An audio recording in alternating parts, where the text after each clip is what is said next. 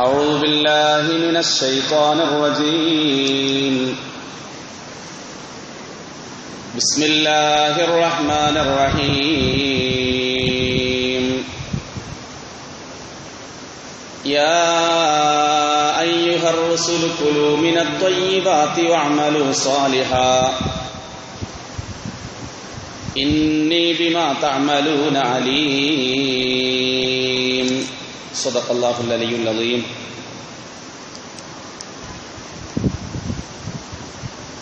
ഏറെ ബഹുമാനവും ആദരവും നിറഞ്ഞ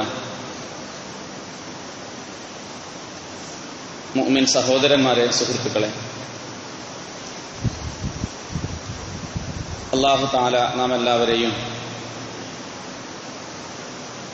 അല്ലാഹുവിന്റെ മുത്തഖീങ്ങളിലും മുഹ്സിനീങ്ങളിലും മുഫ്ലിഹീങ്ങളിലും അല്ലാഹുവിന്റെ ഇഷ്ടദാസന്മാരുടെ കൂട്ടത്തിലും നമ്മളെല്ലാവരെയും ഉൾപ്പെടുത്തി അല്ലാഹു അനുഗ്രഹിക്കുമാറാവട്ടെ. അല്ലാഹു തആല നാം ഏവരുടെയും ശാരീരികമായ അസുഖങ്ങളെയും മാനസികമായ പ്രയാസങ്ങളെയും സാമ്പത്തികമായ ബുദ്ധിമുട്ടുകളെയും മാറ്റി ജീവിതം സന്തോഷത്തിലും റാഹത്തിലും ആഫിയത്തിലും ആക്കി തീർക്കുമാറാവട്ടെ. ആഫിയത്തോടെ ദുനിയാവിൽ ഒരുപാട് കാലം ജീവിക്കാനും മരിക്കുന്ന സമയം ലാ ഇലാഹ ഇല്ലല്ലാ എന്ന തൗഹീദിന്റെ വാക്യം സന്തോഷത്തോടുകൂടി ചൊല്ലി മരിക്കാൻ തൗഫീഖ് കിട്ടുന്ന മുത്തഖീങ്ങളിൽ അല്ലാഹുവേ, അർഹമുർ-റഹീമായ അല്ലാഹുവേ, ഈ പാപികളായ നമ്മളെ എല്ലാവരെയും നീ ഉൾപ്പെടുത്തണേ അല്ലാ. നമ്മുടെ ഭാര്യാസന്താനങ്ങളെ നീ ഉൾപ്പെടുത്തണേ അല്ലാ. നമ്മുടെ മാതാപിതാക്കളെയും നമ്മുടെ ബന്ധുമിത്രാദികളെയും എല്ലാവരെയും സ്വർഗത്തിന്റെ ഫോട്ടോ കണ്ട് സന്തോഷിച്ചു മരിക്കുന്ന മുത്തഖീങ്ങളിൽ നീ പെടുത്തണേ അല്ലാ. സഹോദരന്മാരെ, സുഹൃത്തുക്കളെ, അല്ലാഹുവിന്റെ ഈ ദുനിയാവിൽ നമ്മൾ ജീവിക്കുമ്പോൾ പല ലക്ഷ്യങ്ങളും പല ഉദ്ദേശങ്ങളും വെച്ചുകൊണ്ടാണ് നമ്മളെല്ലാവരും ജീവിക്കുന്നത്.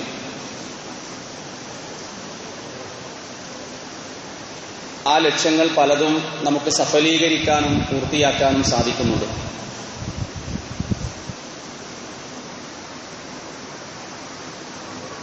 ഏത് ലക്ഷ്യങ്ങൾ നമ്മുടെ മുന്നിലുണ്ടായാലും ഏത് ലക്ഷ്യം നേടാനും നമ്മൾ ടാർഗറ്റ് ചെയ്താലും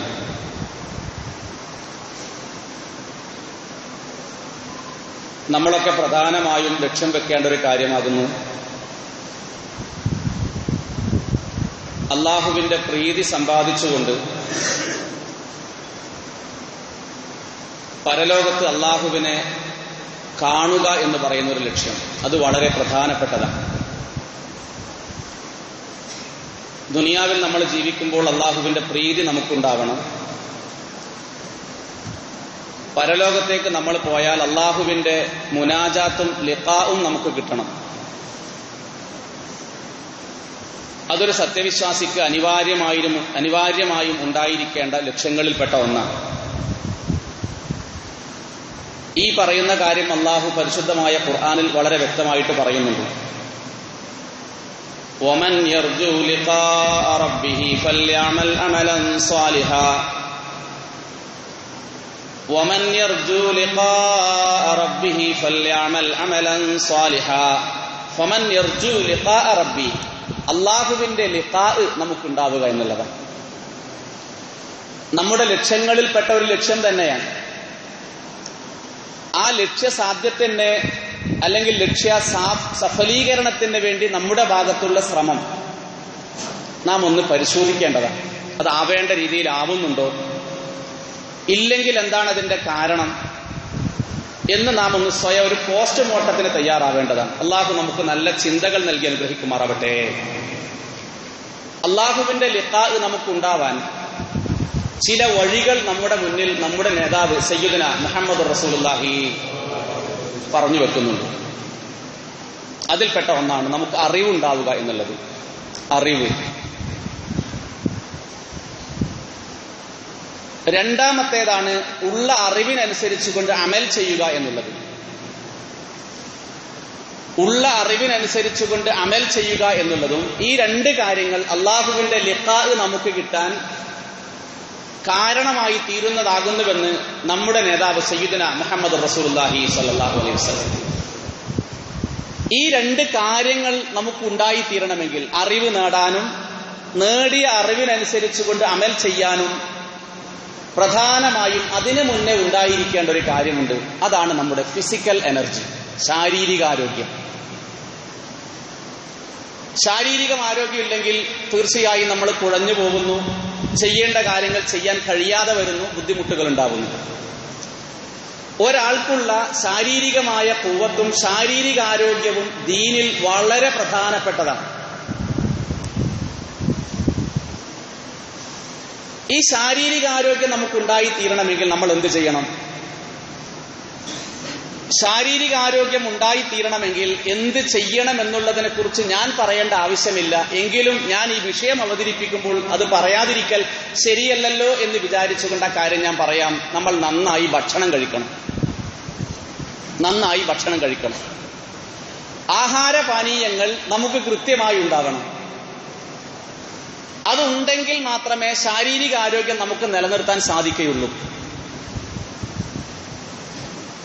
ഭക്ഷണം കഴിക്കുന്നതിനെ കുറിച്ചും വെള്ളം കുടിക്കുന്നതിനെ കുറിച്ചും നമ്മുടെ ദീനിന് കൃത്യമായ കാഴ്ചപ്പാടുണ്ട്.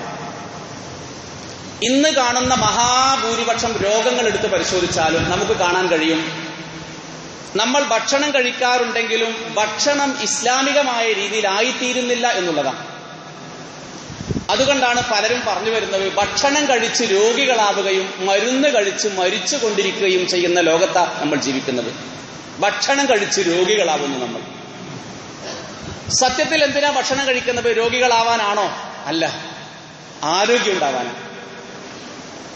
അന്നേരം നമ്മൾ പറയും, ഉസ്താദെ വിഷമാലിന്യങ്ങൾ ചേർന്നത് കൊണ്ടല്ലേ, രാസവസ്തുക്കൾ ഉപയോഗിക്കുന്നത് കൊണ്ടല്ലേ, പരിസരം ക്ലീനും ക്ലിയറും അല്ലാത്തത് കൊണ്ടല്ലേ ഉസ്താദെ എന്ന് ചോദിച്ചാൽ ആ ചോദ്യത്തെ ശരിയാണ് എന്ന് സമ്മതിച്ചുകൊണ്ട് തന്നെ പറയട്ടെ, തീർച്ചയായും നാം കഴിക്കുന്ന ഭക്ഷണം ഇസ്ലാമികപരമായ രീതിയിൽ ആവാത്തതാണ് ഇന്ന് കാണുന്ന മഹാരോഗത്തിന്റെയും കാരണമെന്ന് നമ്മുടെ നേതാവ് സയ്യിദുന മുഹമ്മദ് റസൂലുള്ളാഹി സ്വല്ലല്ലാഹു അലൈഹി വസല്ലം പഠിപ്പിച്ചിട്ടുണ്ട്. ആ പഠിപ്പിച്ച കാര്യത്തെ മോഡേൺ റിസർച്ചിന്റെ റിസൾട്ട് കൂടി നമ്മൾ സപ്പോർട്ട് ചെയ്ത് വായിച്ചാൽ, ഏത് ഡോക്ടർമാരും ഈ പറയുന്ന കാര്യങ്ങൾ പറഞ്ഞു തരാൻ തയ്യാറാവുന്നില്ലെങ്കിലും അള്ളാഹുവിന്റെ റസൂൽ സയ്യിദുന മുഹമ്മദ് റസൂലുള്ളാഹി സ്വല്ലല്ലാഹു അലൈഹി വസല്ലം നിങ്ങൾ പറഞ്ഞൊരു ഹദീസ് കാണാം, ഇന്നൽ അഖ്ല മിനദ്ദീൻ. ആലോചിക്കൂ നമ്മൾ, ഇന്നൽ അഖ്ല മിനദ്ദീൻ, ഭക്ഷണം കഴിക്കൽ അത് ദീനാകുന്നു, അല്ലെങ്കിൽ ദീനിൽപ്പെട്ടതാകുന്നു. ആലോചിക്കൂ നമ്മൾ, നമ്മുടെ ഭക്ഷണം ദീനിയായ ഭക്ഷണമായി മാറുന്നുണ്ടോ? എനിക്ക് രോഗം വരുമ്പോൾ, എനിക്ക് അസുഖങ്ങൾ വരുമ്പോൾ ഞാൻ നന്നായി ഭക്ഷണം കഴിച്ചിട്ടും ഈ ഭക്ഷണം അള്ളാഹുവിന്റെ റസൂൽ പറഞ്ഞ രീതിയിലാവാത്തത് കൊണ്ടാണോ എനിക്ക് അസുഖമുണ്ടാകുന്നത് എന്ന് സഹോദരന്മാരെ നമ്മൾ എപ്പോഴെങ്കിലും ആലോചിച്ചുവോ? ആലോചിക്കേണ്ടതല്ലേ നമ്മൾ? അള്ളാഹു നമ്മുടെ ഭക്ഷണങ്ങളെ ഹലാലായ ഭക്ഷണങ്ങളാക്കി മാറ്റുമാറാവട്ടെ. ഇത് ഈ പറഞ്ഞ കാര്യം നമുക്ക് കിതാബിന്റെ ഇബാറത്തിൽ ഇമാം ഗസാലി തന്റെ ഇഹിയാ ഉലൂമുദ്ദീനിൽ പറയുന്ന വളരെ സ്ട്രൈക്കിംഗ് ആയൊരു പോയിന്റ് ഉണ്ട്. ഇഹിയാ ഉലൂമുദ്ദീൻ വായിച്ചാൽ കാണാൻ പറ്റുന്നതാണ്. അത് വളരെ ചിന്തോദ്ദീപകമായ ഒരു ഭാഗമാണ്. ഇങ്ങനെയാ കാണുന്നത്, വലാ തസ്ഫു സലാമത്തൽ ബദൻ ഇല്ലാ ബിൽ അത്ഇമതി വൽ അഖ്വാത് വത്തനാവുലി മിൻഹാ ബിഖദരിൽ ഹാജതി അലാ തകർറുറിൽ ഔഖാത്.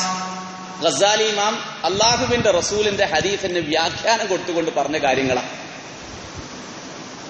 എന്തുകൊണ്ട് നമ്മൾ നിരന്തരമായി രോഗത്തിന് അടിമകളായി മാറേണ്ടി വരുന്നു? എന്തുകൊണ്ട് നമ്മുടെ ആരോഗ്യം ചോർന്നു പോകുന്നു? നമ്മുടെ ഹൃദയത്തിന്റെ കപ്പാസിറ്റിയെ കുറിച്ച് ആധുനിക ശാസ്ത്രം പറയുന്നു, 12 മനുഷ്യന്മാരെ ചുമക്കാൻ മാത്രമുള്ള കരുത്ത് എന്റെ ഉള്ളിൽ അള്ളാഹു തന്ന ഹൃദയത്തിലുണ്ടെന്നാണ്. നമ്മുടെയൊക്കെ ഉള്ളിൽ 12 മനുഷ്യന്മാരെ. ആ 12 എന്നുള്ള കണക്കുകൾ ചിലപ്പോൾ തെറ്റാം, ഇനി കൂടാം. റിസർച്ചിന്റെ ആഴത്തിനനുസരിച്ചുകൊണ്ട്, റിസർച്ചിന്റെ ഡെപ്തിനനുസരിച്ചുകൊണ്ട് എണ്ണം കൂടാം. ഇത്രമാത്രം കപ്പാസിറ്റിയുള്ള ഹാർട്ട് അള്ളാഹു നമ്മുടെ ഉള്ളിൽ നിക്ഷേപിച്ചിട്ട് ആ ഹാർട്ടിനെ യഥോചിതം മുന്നോട്ട് കൊണ്ടുപോകാൻ സാധിക്കാത്തതിന്റെ പിറകിൽ നാം ഭക്ഷണം കഴിക്കാത്തത് കൊണ്ടല്ല, നമ്മൾ വെള്ളം കുടിക്കാത്തത് കൊണ്ടുമല്ല. ഭക്ഷണ പാനീയങ്ങൾ എങ്ങനെയാണോ ഉള്ളിലേക്ക് എത്തേണ്ടത് ആ എത്തേണ്ട രീതിയിൽ നമ്മുടെ ഉള്ളിലേക്ക് പോകുന്നില്ല എന്നുള്ളതാണ്. ഭക്ഷണത്തിന്റെ വിഷയത്തിൽ നമുക്ക് ഒന്ന് ഭക്ഷണം വാരുക, വായിലിടുക, ചവക്കുക, ഇറക്കുക. ഇതിനപ്പുറം നമുക്ക് എന്തെങ്കിലും റോളുണ്ടോ? ആലോചിച്ച് നോക്കൂ. വാരി വായിലിട്ടു, ചവച്ചു, ഇറക്കി. ഇതിനപ്പുറം ഈ ഭക്ഷണം പിന്നെ എന്താവുന്നു, എങ്ങോട്ടേക്ക് പോകുന്നു? അതിന്റെ ദഹനപ്രക്രിയക്ക് ശേഷം വിസർജ്യ വസ്തുവായി പുറത്തു പോകുന്നത്, അതിൽ നമുക്കൊരു റോളുമില്ല. ഇതെന്താ പഠിപ്പിക്കുന്നത്? നമ്മുടെ കൺട്രോളിലല്ല നമ്മുടെ ഉള്ളിലേക്ക് എത്തുന്ന ഭക്ഷണം. പിന്നെ ആരുടെ കൺട്രോളില? അത് അള്ളാഹുവിന്റെ കൺട്രോളില. അള്ളാഹു നമുക്ക് തരുന്നു, പ്രത്യേകമായ വിനിമയോപാധികളിലൂടെ നമ്മുടെ ഉള്ളിലേക്ക് പോകുന്നു. ഉള്ളിലേക്ക് പോയ ഭക്ഷണം നമ്മുടെ കൺട്രോളിലല്ലാതെ ഇത് തന്ന റബ്ബ് ഈ കാര്യത്തെ നിർവഹിക്കുന്നു. ഇതാണ് പരിശുദ്ധമായ ഖുർആനിൽ കാണാൻ സാധിക്കുന്നത്. പരിശുദ്ധമായ ഖുർആനിൽ ഈ കാര്യം സൂറത്തുൽ മുഅ്മിനൂൻ 51-ാമത്തെ ആയത്തിൽ അല്ലാഹു തആല പറയുന്നുണ്ട്. ഭക്ഷണം പരിശുദ്ധമായ ഖുർആനിലെ മുഖ്യ അജണ്ടയാകുന്നു. ഭക്ഷണം മുഖ്യ അജണ്ടയാക്കിയ ഒരു മതം ദീനല്ലാതെ, നമ്മുടെ ദീനല്ലാതെ വേറെ ഏത് ദീനാ ലോകത്തുള്ളത്? നടന്നു കഴിക്കാം, കടന്നു കഴിക്കാം, ഏത് രീതിയിലും പലരും പറയാറുണ്ടല്ലോ. ഒരാൾ ഇരിക്കാതെ ഭക്ഷണം കഴിച്ചാൽ, നിന്നുകൊണ്ട് ഭക്ഷണം കഴിച്ചാൽ അത് അവന്റെ ശരീരത്തെ കൊന്നുകളയുന്ന സ്ലോ സൂയിസൈഡ് ആകുന്നു എന്ന് മോഡേൺ സയൻസ്. സ്ലോ സൂയിസൈഡുകൾ, ആത്മഹത്യ 2 തരത്തിലാണ്. ഒന്ന് പെട്ടെന്ന് മരിച്ചു പോവുക, മറ്റൊന്ന് സ്ലോ ആയിട്ട് മരിക്കുക. വെള്ളം താഴേക്കിറങ്ങുമ്പോൾ വെള്ളം എങ്ങനെയാണോ താഴേക്കിറങ്ങേണ്ടത്, ആ താഴേക്കിറങ്ങേണ്ടതിന്റെ ബാലൻസിങ് അല്ലാഹു തആല കീപ്പ് ചെയ്തിട്ടുണ്ട്. നാം നിന്ന് കുടിക്കുമ്പോൾ, നടന്നു കുടിക്കുമ്പോൾ ആ ബാലൻസ്, ആ ഈക്വിലിബ്രം അങ്ങ് ഫൗളാകും, ഫെയിലാകും. ശരീരം പ്രതികരിക്കാൻ തുടങ്ങും. ശരീരത്തിന്റെ പ്രതികരണമാകുന്നു നമുക്കുണ്ടാകുന്ന രോഗങ്ങൾ. ശരീരം പ്രതിരോധിക്കേണ്ട ശരീരം പ്രതികരിക്കാൻ വേണ്ടി തുടങ്ങുമ്പോൾ നമ്മുടെ കൈകാലുകൾക്ക് വേദനയുണ്ടാകുന്നു, തലയ്ക്ക് വേദനയുണ്ടാകുന്നു. അള്ളാഹു കാത്തിരക്ഷിക്കുമാറാവട്ടെ. ഭക്ഷണം പ്രതിപാദ്യ വിഷയമാക്കി എടുത്തിയ ഒരു ഗ്രന്ഥം അള്ളാഹുവിന്റെ കലാം മാത്രമാകുന്നു. കാരണം എന്താണ്? ഭക്ഷണമില്ലാതെ മനുഷ്യന്മാർക്ക് ജീവിക്കാൻ സാധിക്കില്ലല്ലോ. എന്താ അള്ളാഹു പറയുന്നത് പരിശുദ്ധമായ ഖുർആനിൽ? സൂറത്തുൽ മുഅ്മിനൂൻ 51-ാമത്തെ ആയത്തിൽ അള്ളാഹു തആല പറഞ്ഞു, യാ അയ്യുഹർ റസൂൽ കുലൂ മിനത് ത്വയ്യിബാതി വഅമലൂ സ്വാലിഹാ ഇന്നി ബിമാ തഅമലൂന അലീം. യാ അയ്യുഹർ റസൂൽ കുലൂ മിനത് ത്വയ്യിബാതി വഅമലൂ സ്വാലിഹാ ഇന്നി ബിമാ തഅമലൂന അലീം. അള്ളാഹുവിന്റെ പരിശുദ്ധമായ ഖുർആൻ നമുക്കൊക്കെ പാഠമാവാൻ, നമ്മളിലൊക്കെ പാഠമുണ്ടാക്കാൻ അല്ലാഹു തആല പറഞ്ഞു, യാ അയ്യുഹർ റസൂൽ, അല്ലയോ ദൂതന്മാരെ, അല്ലയോ മുർസലീങ്ങളെ, കുലൂ മിനത് ത്വയ്യിബാത്ത്, നിങ്ങൾ ത്വയ്യിബാത്തുകളെ ഭക്ഷിക്കണം. കുലൂ, നിങ്ങൾ തിന്നണം. ത്വയ്യിബാത്തുകളെ ഭക്ഷിക്കണം. ത്വയ്യിബാത്ത് എന്ന് പറഞ്ഞാൽ അൽ ഹലാലാത്ത്, ഹലാലുകൾ മാത്രമേ നിങ്ങൾ കഴിക്കാൻ പാടുള്ളൂ. ശേഷം അല്ലാഹു പറഞ്ഞു, വഅമലൂ സ്വാലിഹാ, വഅമലൂ സ്വാലിഹാ. ഭക്ഷണം കഴിക്കുന്നു, ഭക്ഷണം കഴിച്ചാൽ ശക്തി ഉണ്ടാകുന്നു, ഹെൽത്ത് ഉണ്ടാകുന്നു, ഫിസിക്കൽ എനർജി ഉണ്ടാകുന്നു. ഈ ഫിസിക്കൽ എനർജി കൊണ്ട് നിങ്ങൾ വഅമലു സ്വാലിഹാ, സ്വാലിഹായ അമൽ ചെയ്യണം. അപ്പൊ സ്വാലിഹായ അമൽ ചെയ്യേണ്ടതിന്റെ ഊർജ സംഭരണമാകുന്നു ഭക്ഷണം കഴിക്കൽ. ഖുർആൻ ഭക്ഷണത്തിന് വെക്കുന്ന ഒറ്റ ക്രൈറ്റീരിയയേ ഉള്ളൂ, അത് ഹലാലായിരിക്കണം. ഒറ്റ ക്രൈറ്റീരിയ, ഒരു നിബന്ധന. അതെന്താ? ഹലാലായിരിക്കണം. ഹലാലായ ഭക്ഷണം ഹലാലായ രീതിയിൽ നമ്മുടെ ഉള്ളിലേക്ക് പോകുന്നില്ല എങ്കിൽ, പോവേണ്ട ഒരു സാധനം പോവേണ്ട രീതിയിൽ പോയില്ല എങ്കിൽ സ്വാഭാവികമാണല്ലോ അതിന്റെ പ്രതികരണം. ആ പ്രതികരണമാണ് ഇന്ന് ലോകത്ത് കാണുന്ന മഹാഭൂരിപക്ഷം രോഗങ്ങളുമെന്ന് അള്ളാഹുവിന്റെ റസൂൽ നമ്മെ പഠിപ്പിച്ച ഭക്ഷണ സിസ്റ്റവുമായി ബന്ധപ്പെട്ട് കാര്യങ്ങൾ പഠിക്കുമ്പോൾ കാണാൻ സാധിക്കും. ഈ ആയത്ത് തന്നെ വളരെ കൃത്യമാണ് കേട്ടോ. ഈ ആയത്തിൽ അല്ലാഹു തആല പറഞ്ഞു, യാ അയ്യുഹർ റസൂൽ, നമ്മുടെ റസൂലിനോടാണ് പറയുന്നത് അല്ലാഹു തആല. റുസുൽ എന്ന് പറഞ്ഞാൽ ബഹുവചനമാണ്. റസൂൽ എന്നുള്ളതിന്റെ ബഹുവചനമാണ് റുസുൽ എന്ന് പറഞ്ഞാൽ. നമ്മുടെ റസൂലിനോട് അല്ലാഹു തആല പറയുമ്പോൾ യാ അയ്യുഹർ റസൂൽ എന്ന് പറഞ്ഞാൽ പോരെ. ഞാൻ ഗ്രാമർ പഠിപ്പിക്കുകയല്ല, ഇതിന്റെ ഗൗരവം മനസ്സിലാക്കാൻ വേണ്ടി പറയാ.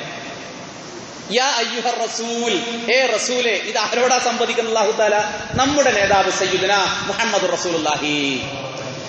നമ്മുടെ നേതാവിനോട് അല്ലാഹു തആല പറയുന്ന ഈ സംവാദത്തിൽ അല്ലെങ്കിൽ ഈ കാര്യത്തിൽ എന്തുകൊണ്ടാ? അല്ലയോ ദൂതന്മാരെ എന്ന് അല്ലാഹു